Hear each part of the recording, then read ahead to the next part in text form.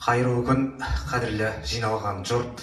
Баршаңызды 2020 жыл еріктілер жылымен құттықтай отырып, ерікті болу маңызды іс.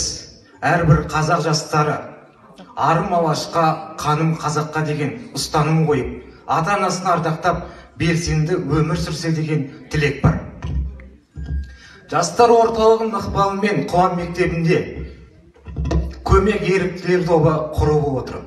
Біздің басты мақсатымыз жасаған жақсылығымыз жүректен жүрекке жетіп, көптің көңілден шығып, үлкен кішінің ыстық ықыласымен батасын иеленіп, өскелең ұрпақты жақсылық жасауға үгіттеу болып табылады.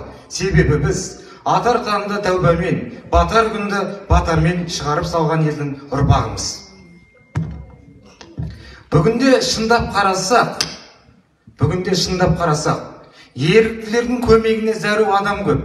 Кез келген кісіге, кез келген тұста көмек қолын соссақ, бірқатар әлеуметтік мәселелерді шешуге атсалыссақ, ең бастысы, аузымызды ашқанда адалдығымыз көрініп тұрса, қай тұста да жомарттық танытсақ, еліміз өсіп өркендеп көркейер еді. Қуан мектебінен құрылған көмек еріктілер тобы онға жоқ дарынды оқушыны ағылшын тілі мен қазақ тілі пәні мамандарын басын қосып отыр.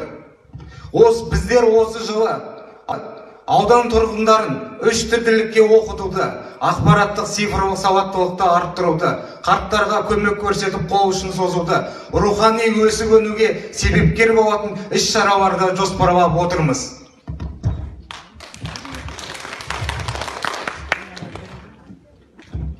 Еріктілердің ерекше қызметі қоғамның дамуына қажетті нәрсе.